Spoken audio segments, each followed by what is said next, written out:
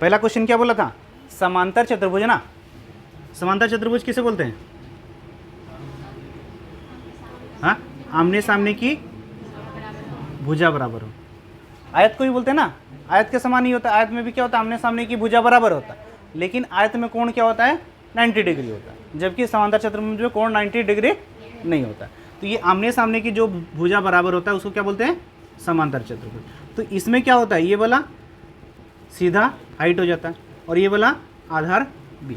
तो समांतर चतुर्भुज का क्षेत्रफल क्या होता है, क्षेत्रफल बराबर 1/2 नहीं, खाली आधार गुना ऊंचाई, खाली आधार गुना ऊंचाई, आधार गुना ऊंचाई। अब यहाँ पर क्वेश्चन क्षेत्रफल दिया हुआ, आपको कितना क्षेत्रफल दिया, हाँ 392। और क्वेश्चन में क्या बोला है, उसका जो आधार है, आधार जो है उसका ऊंचाई का कितना है बोला, 2 गुना। अगर यहाँ पर ऊंचाई अगर h है तो आधार यानी b बराबर क्या हो जाएगा, 2 गुना यानी 2h हो जाएगा। ये है ना, आधार जो है ऊंचाई का 2 गुना, अगर ऊंचाई h है तो आधार कितना होगा, 2h होगा। मतलब यहाँ पर आधार के जगह में हम 2h रख सकते हैं और ऊंचाई h। 2 से काटेंगे, 2 1 2, 2 9 18, 2 6 12, h गुना h बराबर 196, h बराबर h स्क्वायर ना, h स्क्वायर क्या होगा उधर जाके रूट 196 रूट यानी 14 का स्क्वायर 196, h बराबर यानी ऊंचाई कितना हो गया 14, आधार कितना होगा, आधार यानी 2h, 14 दूना 28। समचतुर्भुज यानी जिसकी चारों भुजा बराबर हो ना, समचतुर्भुज यानी जिसकी चारों भुजा बराबर हो। समचतुर्भुज ना, समचतुर्भुज यानी क्या, जिसकी चारों भुजा बराबर। अब चारों भुजा बराबर होगा तो क्या होगा, इसमें 2 विकर्ण होता है। क्या होता है, 2 विकर्ण होता है। तो यहाँ पर क्वेश्चन में क्या बोला है, समचतुर्भुज में से एक भुजा और तथा क्या बोल रहा, उसके 2 अन्य, जो अन्य 2 विकर्ण में से दोनों क्या है, समान, दोनों समान है, दोनों 16 है ना, दोनों में से एक विकर्ण। अगर एक भुजा तथा दोनों विकर्ण में से एक विकर्ण, दोनों क्या है बोल रहा है, समान है। मतलब अगर यहाँ पर समचतुर्भुज का भुजा अगर a माने तो a क्या होगा, 16 होगा, a क्या होगा 16 होगा। तो उसमें से एक विकर्ण भी क्या है बोल रहा, 16। एक विकर्ण अगर 16 है, एक विकर्ण क्या है, विकर्ण 1 और विकर्ण 2 होगा ना। तो विकर्ण 1 16 है तो विकर्ण 2 क्या होगा, क्या निकालने बोला, क्षेत्रफल निकालने बोला ना। तो सबसे पहले समचतुर्भुज का क्षेत्रफल क्या होता है, 1/2 विकर्ण गुना विकर्णों का गुणनफल। अब दोनों का विकर्ण निकालेंगे तभी तो निकाल सकेंगे। अब एक विकर्ण कितना दिया है, 16, तो दूसरा विकर्ण आएगा क्या, हाँ, अगर इसमें से कोई एक विकर्ण है, एक विकर्ण 16 है, अगर ये एक विकर्ण 16 तो ये अगर एक तो भुजा क्या है 16 है, दूसरा जो देखो यहाँ पर जो विकर्ण होता है, विकर्ण का जो आधा होता है हमेशा भुजा से क्या होता है, छोटा ही होगा। यानी ये अगर ये 16 है तो 16 का आधा कितना हो रहा, 8। अगर ये वाला विकर्ण अगर 8 है तो ये भी 8 होगा, 8 8 होगा ना, 8 8 16 हो जाएगा। इधर आधा 8 हुआ, इधर आधा 8, यानी ये 16 हुआ।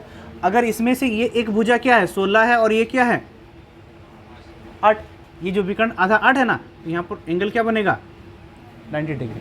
समचतुर्भुज में जो यहाँ पर जो एंगल बनता है हम लोग क्या बनता है 90 डिग्री। अगर ये 90 डिग्री बना तो ये आधार होगा, तो ये कर्ण अगर होगा तो ये लंब होगा, ये आधार होगा ना। देखो कर्ण किस लिए होगा, ये भुजा कर्ण क्यों होगा, क्योंकि भुजा जो होता है हमेशा विकर्णों का जो आधा से क्या होता है, बड़ा होता है। मतलब कर्ण क्या होगा हम लोग का 16 होगा ही होगा। अगर कर्ण 16 हुआ तो ये लंब होगा, तो ये क्या होगा आधार। आधार बराबर क्या होता है, कर्ण स्क्वायर माइनस लंब स्क्वायर, यानी ये 16 का स्क्वायर माइनस 8 का स्क्वायर अंडर रूट। ये अगर ये वाला निकालेंगे, ठीक है। अब 16 का स्क्वायर ए स्क्वायर माइनस बी स्क्वायर हो रहा ना, ए स्क्वायर माइनस बी स्क्वायर यानी ए प्लस बी ए माइनस बी, ए प्लस बी ए माइनस बी होगा ना, ए प्लस बी 16 8, 16 8 कितना हो रहा है 24, और इधर 16 माइनस 8 8, 24 को हम क्या लिख सकते हैं 8 गुना 3। कोई दिक्कत है, देखो a प्लस बी यानी 16 और 8 कितना हुआ 24, और a माइनस बी यानी 16 माइनस 8 8 होगा। अब 24 को हम क्या लिखे 8 गुना 3, और यहाँ पर 8 हो गया, ठीक है। 24 हुआ तो 8 गुना 3 लिख सकते हैं। अब ये 2 8 में से क्या हुआ, 1 8 बाहर आ गया, 8√3 क्या हुआ, 8√3। अगर ये वाला अगर हम लोग का 8√3 आया तो ये भी क्या होगा, 8√3 हो जाएगा। अगर ये 8√3 आया तो ये भी 8√3 होगा ना। अब यहाँ पर क्या बोला है, क्षेत्रफल निकालने। क्षेत्रफल बराबर क्या था, 1/2 विकर्ण 1 इंटू विकर्ण 2। विकर्ण 1 तो 16 हुआ था, विकर्ण 2 क्या होगा, देखो 8 8 16√3, 8√3 प्लस 8√3 ना, 16√3। तो ये 1/2 विकर्ण 1 कितना 16 और विकर्ण 2 16√3, 2 से काटेंगे 8, 8 छक 48, 8 4 12, 128√3। तो क्षेत्रफल क्या हो जाएगा, 128√3। देखो इससे पहले में भुजा दिया हुआ था ना, भुजा 16 दिया हुआ था, यहाँ पर परिमाप दिया है, तो भुजा निकालने में क्या दिक्कत है। अगर एक समचतुर्भुज है, एक समचतुर्भुज यानी जिसकी चारों भुजा क्या होती है, बराबर। अब समचतुर्भुज में क्या होता है, विकर्ण 1 और विकर्ण 2। अब इसका परिमाप दिया है, अब इसका परिमाप कितना दिया, 56 56। देखो ए चारों भुजा बराबर ना, तो 4a बराबर क्या हुआ 56, तो a का मान क्या हो जाएगा, मतलब एक भुजा क्या हो गया 14 हो गया, एक भुजा क्या हो गया 14 हो गया। अब यहाँ पर एक दिया विकर्ण दिया, विकर्ण दिया ना, कौन सा, विकर्ण 1 कितना है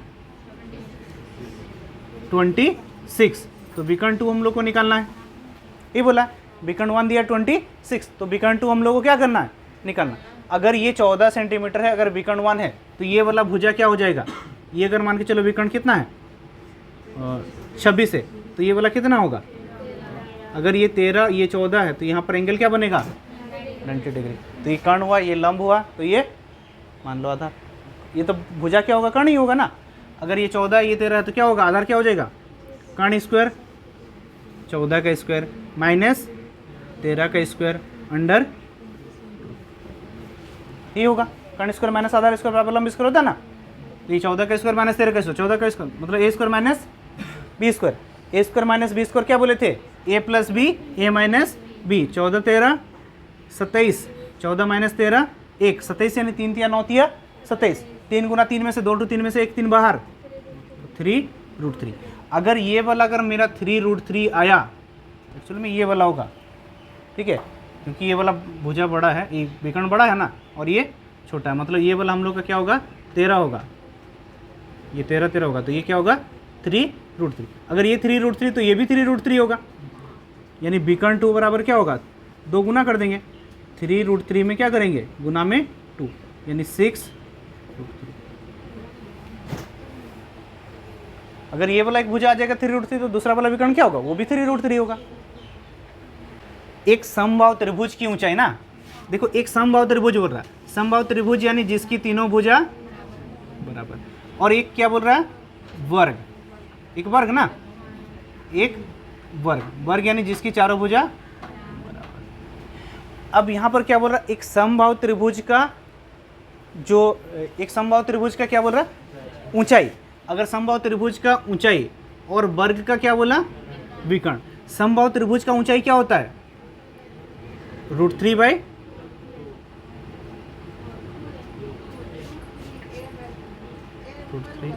√3 है ना, √3a/2, ये क्या ऊंचाई हुआ, ठीक है। समबाहु त्रिभुज का ऊंचाई क्या हुआ √3a/2, और वर्ग का जो विकर्ण, वर्ग का विकर्ण क्या होता है √2a, वर्ग का विकर्ण क्या होगा √2a। देखो यहाँ पर दोनों में ए अलग दिए, ए अलग देने का मतलब क्या है, ये एक समबाहु त्रिभुज में छोटा ए लिए हैं और इसका भुजा में बड़ा ए लिए, अलग अलग ए रखोगे तो क्या समझ में आएगा ना कि कौन सा होगा।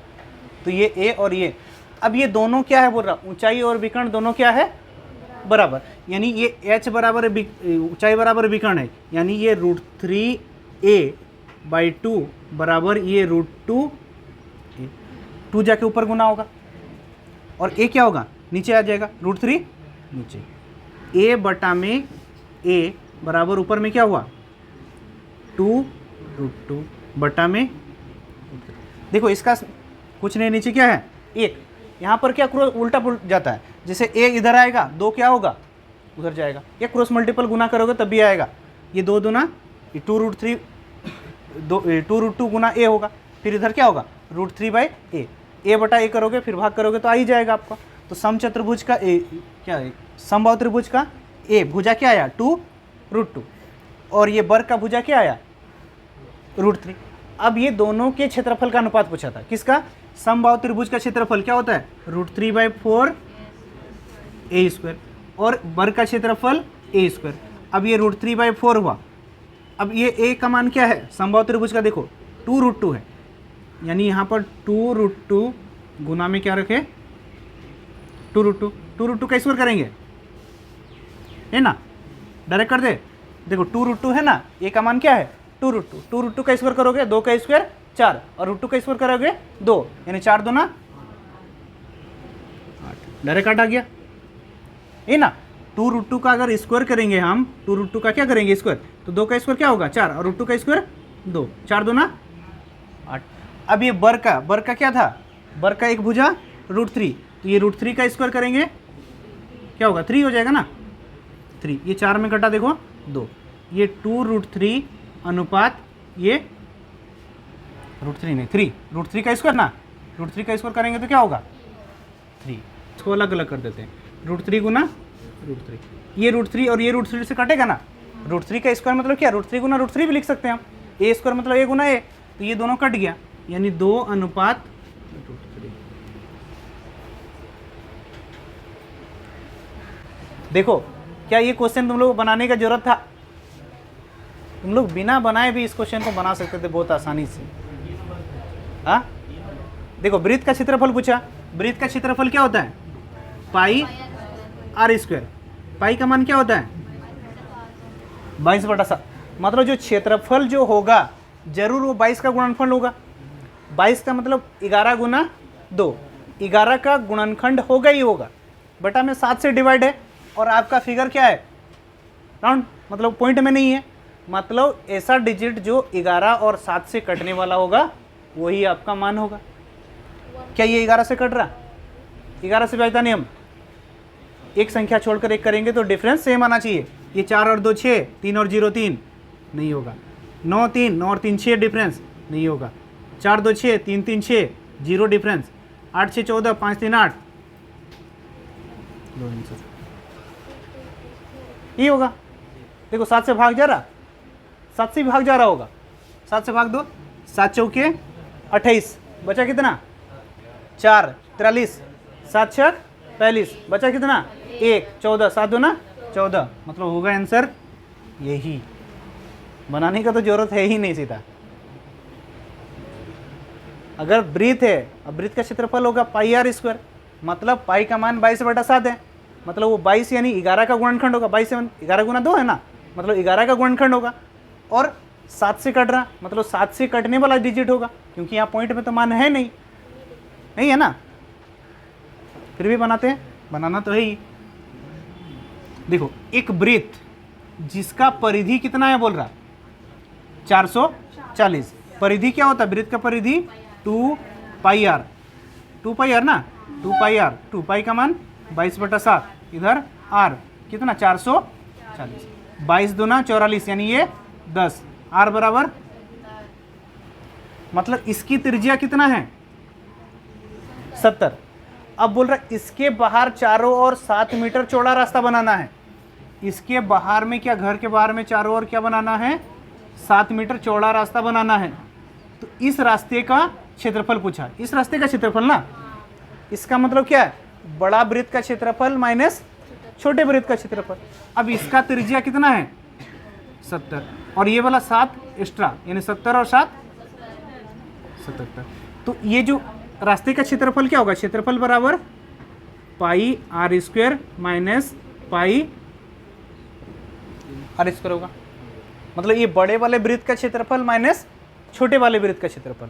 अब ये दोनों में कॉमन क्या आ रहा, देखो पाई, दोनों में पाई कॉमन आया, मतलब 22/7, r² कौन सा बड़ा 77 का स्क्वायर माइनस छोटा यानी 70 का square, a² minus B square, यानी ए प्लस बी ए माइनस बी, यानी 22/7, और यहाँ पर क्या ए प्लस बी यानी 7 7 147, ए माइनस बी यानी 7, ये 7 और 7 कट गया, यही है। अब 22 इसको गुना करेंगे, 2 से गुना करो, 2 8 2 7 14, 2 चौके 8 1 9 2 294, फिर 11 से गुना करेंगे ना, 11 से गुना करेंगे, ये 2 और 9 9 4 13, 9 2 11 और 1 12, 3 2 3 4, 11 को गुना बताए थे ना इधर 2 को लिखो, उधर 4 को, फिर 9 और 4 जोड़ेंगे 13, 1 बढ़ गया आगे, 9 और 2 11, 1 12, 1 बढ़ गया फिर आगे, यानी 3 3 2 3 4। क्लियर है? देखो यहाँ पर बोले थे ना पाई आ रहा, कॉमन में पाई आ रहा, मतलब 22 है, मतलब 11 का गुणनखंड है, 7 से भाग कर रहा, पॉइंट में नहीं है, मतलब 7 का गुणनखंड है, और यहाँ एक ही ऑप्शन था 3 2 3 4। ठीक है, तो ब्रीथ आए तो क्या करना है, 11 और 7।